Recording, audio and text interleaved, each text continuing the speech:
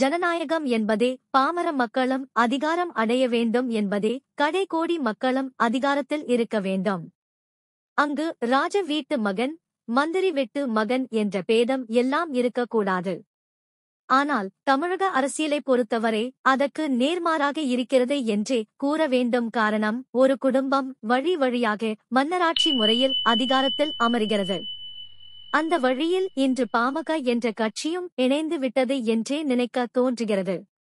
பாட்டாளி மக்கள் கட்சி தொடங்கிய போது அதன் நிறுவனர் திரு ராமதாஸ் அவர்கள் இது எல்லோருக்குமான கட்சி, இதில் நானோ எனது குடும்பத்தினரோ பங்கு பெற மாட்டோம் என கூறினார். அதை நம்பி பலரும் அவரோடு இணைந்தனர். ஆனால் காலங்கள் கடந்தது. திரு அன்புமணி அவர்களை தலைவர் ஆக்கினார் திரு ராமதாஸ் அவர்கள்.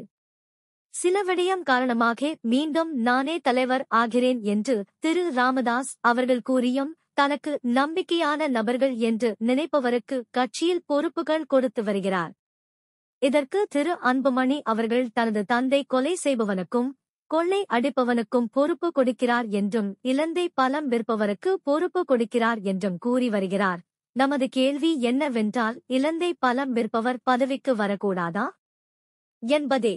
இப்படி கூறுவதை பார்க்கும்போது திரு ராமதாஸ் அவர்கள் கூறியது போல அன்புமணி அவர்களுக்கு தலைமை பண்பு இல்லாததையே இது காட்டுகிறது.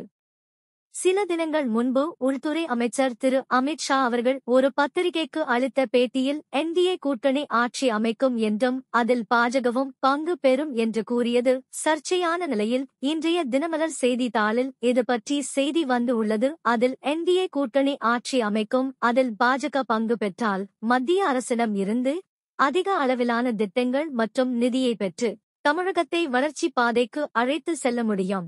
உள்ளாட்சி, லோக்சபா என தொடர்ந்து வரும் தேர்தல்களிலும் இரு கட்சிகளின் கூட்டணி தொடரும் என செய்தி வந்து உள்ளது. தமிழ்நாட்டை பொறுத்தவரை கூட்டணி ஆட்சி என்பது இதுவரை இல்லை.